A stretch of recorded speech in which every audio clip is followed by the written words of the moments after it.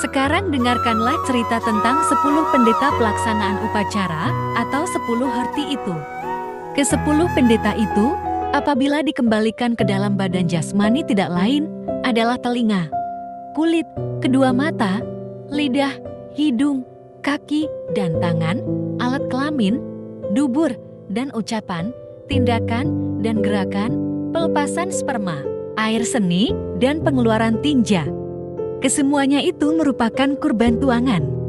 Arah mata angin, hembusan mata angin, surya, chandra, bumi parwati agni api, Wisnu, Indra, Prajapati, dan Mitra, itu semua disebut api kurban yang menerima kurban tuangan itu. 10 alat-alat untuk mengetahui dan untuk bertindak itu sepadan dengan 10 horti yang menyelenggarakan upacara kurban.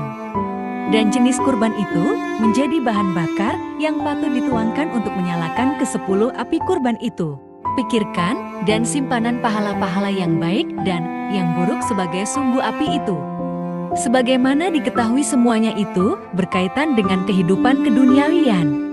Karena itu semuanya harus dikurbankan.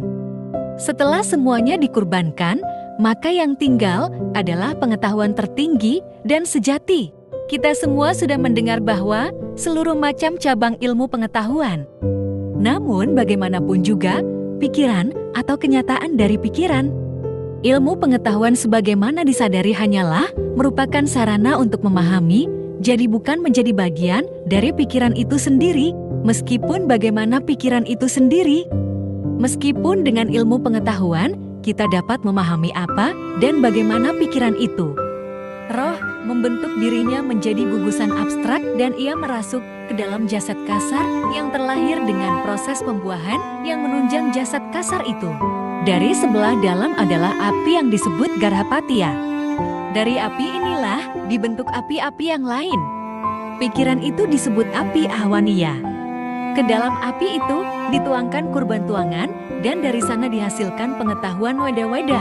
Demikianlah itu pikiran dilahirkan, pikiran itu didorong oleh keinginan untuk menciptakan. Lalu memikirkan dan mencetuskan weda-weda. Setelah itu berubah dipikirkan tentang warna dan bentuk tanpa membedakan bentuk dan warna-warna khusus. Dan semuanya menuju ke dalam pikiran. Setelah terbatas dari pengaruh pikiran, apana yang menguasai prana. Ia diserap oleh apana hingga menjadi sesuai dengan amanah itu. Dan bahkan keadaan demikian, ia berubah menjadi apana itu sendiri. Terhambatnya gerakan prana yang pada saat itu terserap ke dalam apana dikatakan sebagai awal dari gerakan pikiran. Oleh karena itu, pikiran yang tergantung dari prana dan bukan prana yang tergantung dari pikiran. Itulah sebabnya dalam keadaan tidur yang nyenyak, setelah pikiran itu lenyap, prana itu menjadi aktif bersama-sama dengan kelompok prana atau hawa murni yang lain. Tidak lenyap bersama-sama dengan pikiran. Adinda telah menanyakan tentang pikiran dan kata-kata itu tiba di tempat rohani itu. Dengarkanlah ceritanya itu baik-baik setelah keduanya itu, yaitu pikiran dan kata-kata itu tiba di tempat rohani, mereka lalu menanyakan, siapa dari antara keduanya yang lebih tinggi tingkatannya? Menghadapi keduanya itu, roh yang agung itu lalu memberikan penjelasan sebagai berikut ini. Aku mengetahui dengan pasti bahwa kalian berdua sama memiliki kekuatan yang khas untuk dirimu sendiri, namun bagaimanapun juga, pikiran adalah yang lebih tinggi. Kata-kata tidak puas lalu menjawab sebagai berikut. Hambalah yang selalu mempersembahkan segalanya yang dihasilkan oleh keinginan paduka. Rahani menjawab, demikian itulah sepantasnya. Ketahuilah juga adindaku, bahwa pikiran itu mempunyai 2 ciri kepribadian. Yang pertama adalah bentuk kepribadian tetap sesuai dengan pandangan pikiran sendiri di dalam. Dan yang kedua, bentuk kepribadian sesuai dengan pandangan orang lain terhadap pikiran kita itu. Misalnya, aku ini mempunyai pikiran sendiri terhadap bentuk pikiran yang aku miliki ini. Sedangkan Adinda mempunyai pikiran pula terhadap bentuk pikiran itu. Adinda mendapatkan gambaran tentang pikiran itu melalui mantra-mantra yang kau ucapkan, melalui tulisan yang khusus yang kesemuanya itu dapat Adinda jangkau dan diberikan tanggapan. Karena itu, bentuk kepribadian pikiran yang datang dari luar atau sesuai dengan tanggapan orang lain itu jauh lebih mulia dari pikiran kita sendiri.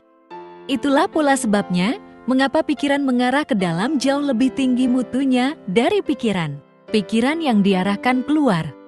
Pikiran yang ke dalam itu mencakup penilaian orang lain terhadap diri kita dan juga kegiatan introspeksi yang kita lakukan, dan pikiran keluar itu adalah pikiran kita yang pada umumnya ditujukan pada orang-orang dan benda-benda di luar.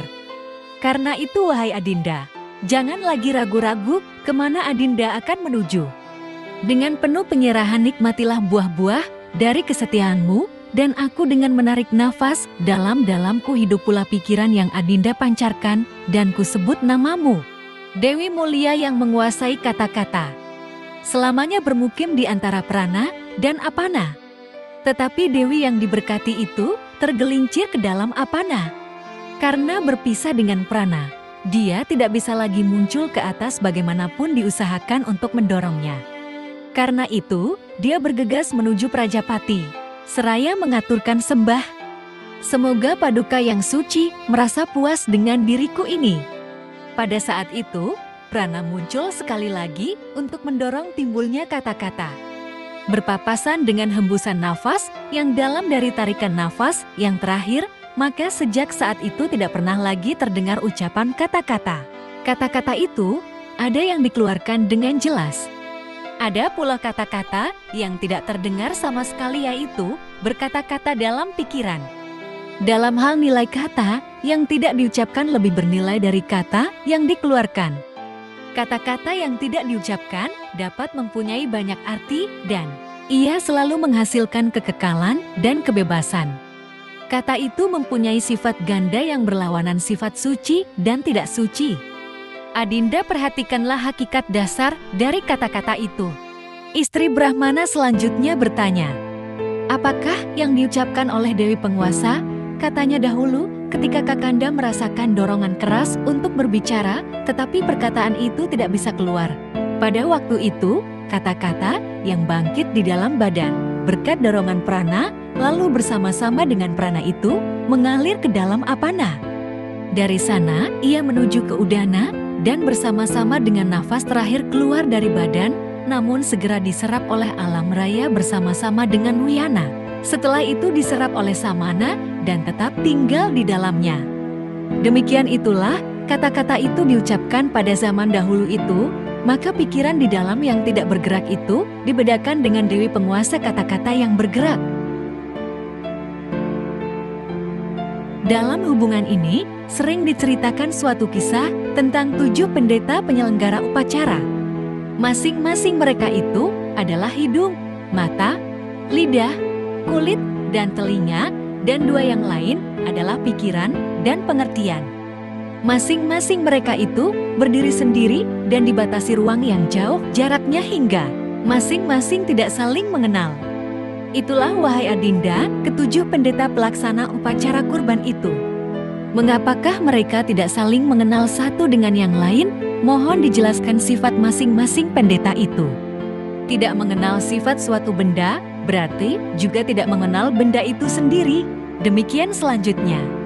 Apabila mengenal sifat-sifatnya, pastilah benda itu yang dimiliki sifat-sifat itu kita kenal pula. Masing-masing pendeta yang disebutkan itu tidak pernah mengetahui sifat atau nilai-nilai yang dimiliki oleh rekan-rekannya yang lain. Lidah, mata, telinga, kulit, pikiran, dan pengertian tanpa bantuan dari hidung itu sendiri tidak pernah mampu mencium bau. Hanya hidung sajalah yang mampu mencium bau itu. Selanjutnya, hidung, mata, telinga, kulit, pikiran, dan pengertian tidak pernah berhasil menangkap rasa enak dan tidak enak suatu makanan dan minuman. Hanya lidah saja yang mampu mengetahuinya. Warna-warna hanya dapat diketahui oleh mata, tidak oleh yang lain. Rasa sentuhan atau raba hanya dapat diketahui oleh kulit, tidak oleh yang lain. Selanjutnya bunyi dan suara hanya dapat diketahui oleh telinga. Kemudian pikirkanlah yang semestinya menghadapi keraguan Dan terakhir hanya pengertian yang mampu memberikan tanggapan kepada kaidah-kaidah ilmu pengetahuan. Sehubungan dengan ini Adinda, terdapat suatu kisah kuno tentang percakapan yang terjadi di antara ketujuh alat penginderaan itu. Itu terjadi karena ulahnya sang pikiran yang pada suatu hari berkata, tanpa aku pastilah si hidung tidak dapat mencium bau-bauan. Demikian juga si lidah tentu tidak dapat merasakan rasa enak-enak dan tidak enak. Mata tidak dapat menangkap sinar dan warna kulit tidak merasakan sentuhan-sentuhan. Telinga tidak mendengar bunyi. Akulah yang kekal, yang paling utama dari semua unsur yang ada. Hukum yang selamanya berlaku adalah bahwa tanpa aku alat-alat penginderaan itu tidak akan bersinar cemerlang. Semuanya akan menjadi suram bagaikan suatu tempat yang kosong atau bagaikan api yang telah padam. Tanpa aku, semua makhluk akan gagal melakukan penghayatan serta tanggapan terhadap apapun. Terhadap apapun juga yang ada di dunia ini, meskipun alat-alat itu berusaha dengan keras untuk mengamatinya. Meskipun bahan bakarnya sudah melimpah ruah, namun api tidak mungkin dapat menyalakan.